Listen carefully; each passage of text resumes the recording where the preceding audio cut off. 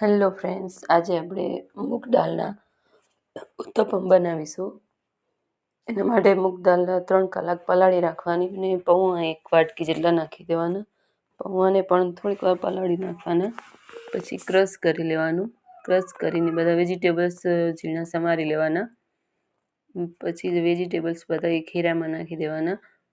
ડુંગળી, કોબી, શિમલા મિર્ચ, ગાજર અને ધાણા બધા વેજીટેબલ્સ ઝીણા સમારી લેવાના. પછી મસાલો નાખી દેવાનો, થોડો ધાણા જીરું, મરચું પાવડર ને મીઠું ને મિક્સ કરી લેવાનું. થોડું મિક્સ એકદમ બરોબર કરી લે પછી તવામાં સ્પ્રેડ કરી લેવાનું. નાના નાના બચ્ચાઓને સારા લાગે, નાના જોઈને પણ, એટલે બચ્ચાઓને લંચ બોક્સમાં પણ આપી શકીએ. એકદમ ટેસ્ટી લાગશે. અને ઓરેગાનો અને ચીલી ફ્લેક્સ થોડુંક નાખી દઈશું ઉપર.